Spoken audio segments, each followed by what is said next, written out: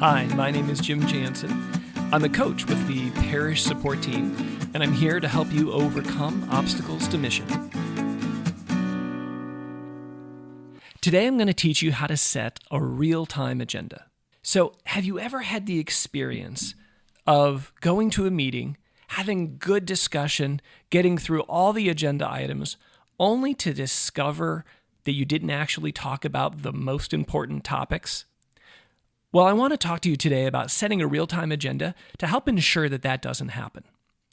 You see, making the shift towards becoming a missional community, whether that's in a parish or a youth ministry, often means taking steps into the unknown. It means opening ourselves to new things that God desires for us, and it involves changing our habits, our processes, and even our expectation of what's possible. It's those habits and processes for a team that works together to accomplish goals that we're going to talk about today. See, many of us are familiar with meetings where the leader is expected to develop an agenda. They're expected to communicate it ahead of time to participants, and then the leader is expected to facilitate the meetings.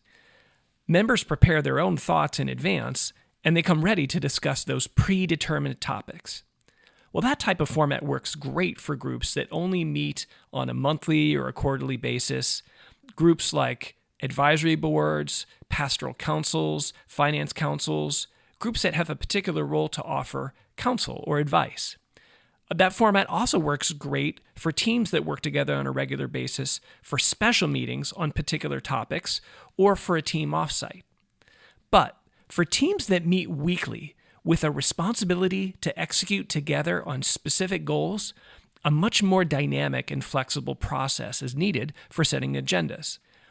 Setting a real-time agenda is a fabulous tool for helping teams find the flexible, dynamic process they need to talk about the most important things that week. But it only works for a team with concrete goals. This format provides a way to foster the participation of all the members and is one that helps ensure that the most important insights and questions are brought to the rest of the team for their insights and help. That's the power of setting a real-time agenda. I'm going to walk you through how to set a real-time agenda using a youth ministry team as an example. Step number 1, begin with prayer and a lightning round. Every good team working in ministry needs to do more than just give lip service to prayer. So beginning with 10 full minutes of Lectio Divina on the gospel of the day, or perhaps a signature passage, is a great way to begin by first listening to the Lord. What is he saying to this group gathered together that comes to serve him in a particular way? In our youth ministry example, they love to go to the passage in 1 Timothy where Paul exhorts Timothy to not be ashamed of his youth, but to let his faith be an example and an inspiration to others. That's what this youth ministry team grabs onto because it symbolizes for them what they desire for their young people. So they pray with it often. Next, you want to do a lightning round, where each member gets to go around for 90 seconds and talk about the 3 most important things they're working on that week as it relates to their team goal. This often surfaces conversations that will be added to the agenda later. So you want to have a notepad handy as your teammates are telling you what they're working on for this week. Step number 2, review the vision, the tasks, and the goals. First, the vision. Patrick Lencioni says that it's important for groups to have clarity about why they exist. What is the vision for our team? What's the vision for this group? Why do we work together? So at the beginning of every meeting, as soon as they're done with prayer and their lightning round, our fictional youth ministry team, they begin by stating their vision. We exist to form teens of our parish as vibrant ambassadors for Christ. Next, they talk about goals. What's most important right now? In this youth ministry team, what's most important for them right now is to fill the bus for their big conversion conference.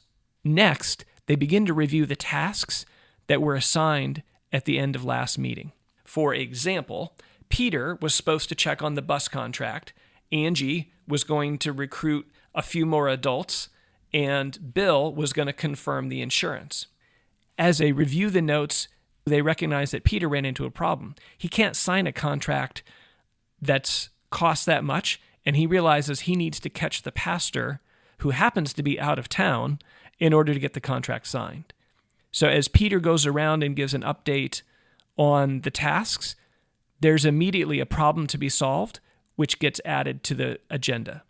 Step number 3, after you've begun with prayer and let each member go around in a lightning round, after you've reviewed the vision and the tasks and the goals, then you do a topic round robin. Each member goes around and gets an opportunity to suggest a few of the topics for discussion. Now, at this point, it's very important for members to repeat items that they want to talk about, even if it's already been suggested by another member. It's a gift to the leader to recognize that multiple members of the group want to talk about the same topic. So in our fictional team here, Peter, we know from the lightning round check-in, as he went through, we know that he needs Father Dave to sign the contract, and there's a problem to be solved here because Father Dave is on vacation.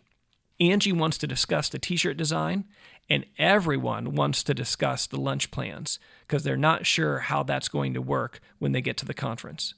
Step number 4, sort. After the team has begun with prayer, after they've reviewed the vision and tasks and goals, after you've done a topic round robin, then the leader begins to sort the topics for the meeting this day. So the leader will guide the group to select anywhere from 3 to 5 topics to discuss, with some updates at the end. In a typical hour-long meeting, you can really only talk about 3 to 5 topics well, so it's important that the leader helps the group winnow out the particular topics that have been proposed and sort them into 1 of 3 categories. The first category is those that are going to be discussed. These are the conversations, the problems that are going to be solved, driving for a very concrete and specific decision. The second category is the defer bucket. Some of the topics that are suggested need to be deferred to next week's meeting. Some of them need to be deferred for a strategic conversation that's scheduled later. These are particularly helpful for topics that are going to require more reflection, maybe more research, and more time to discuss. Typically, a discussion item in a weekly tactical meeting will only have between 10 to 15 minutes, 20 minutes at the most, and some topics just take a little bit more to discuss. Finally, there's a few topics that should be put in the update category. These are 60-second info sharings, and it's strictly about sharing info. People can ask questions for clarity, but you're not trying to make a decision, and you're not trying to have a discussion. You're just trying to share information in a manner that's more efficient than email or a chat. Finally, step number 5. Always leave room at least 5 minutes to review action items at the end. If you need to, set an alarm.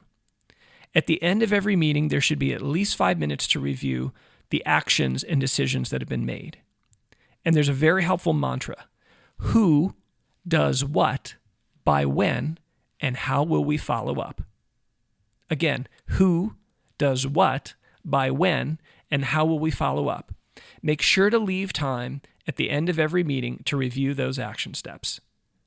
So again, your steps to setting a real-time agenda are number 1, begin with prayer and a lightning round. 2, review the vision, tasks, and goals. What's most important to the group right now, and what did we leave off from last meeting? 3, do a topic round robin, letting each member of the group suggest topics for discussion. Number 4, the group sorts through and decides which topics to discuss, which topics to defer, and which go in a quick update section of the meeting. And finally, you always leave room to review the action items at the end, asking who does what, by when, and how will we follow up. Here's some pro tips. If this new meeting format is going to work, participants have to be orientated. They need to understand their role in the meeting format. Different than other meeting formats, all participants are taking mental or written notes throughout the week and are coming with topics for the group discussion.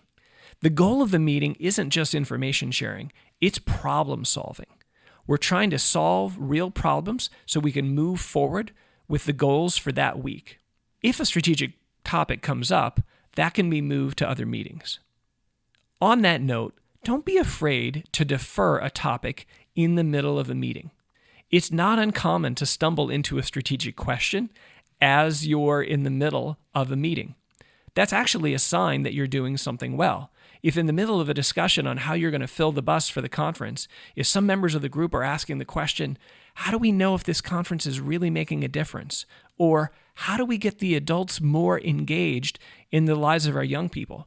That's a fantastic question, but it's one that should be deferred to another meeting where you have time and space to think and reflect, maybe even research ahead of that conversation.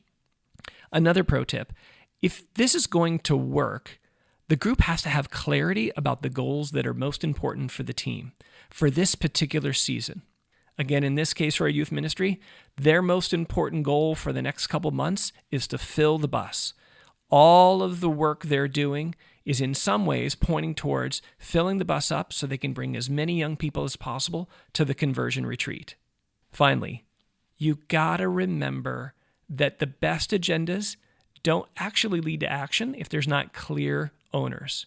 Always be sure to reserve time at the end to clarify who does what, by when, and how you're going to follow up. If you do that at the end of every meeting and revisit those tasks at the beginning of meetings, they quickly begin to create a culture of execution and of prompt and deliberate action on the topics discussed in the meetings. If you get stuck, you can reach me at jmjansen@archomaha.org. Again, that's jmjansen, Jansen, at archomaha.org. Or give me a call, 402-558-3100. 402-558-3100. Myself and all the other members of the parish support team are here to help you overcome obstacles to mission. Give us a call. It's an honor for us to help you take your ministry and your parish to the next level. Oh yeah, I always love meetings that I'm a part of. People ask me, how'd the meeting go? I'm like, well, I don't know. I had fun.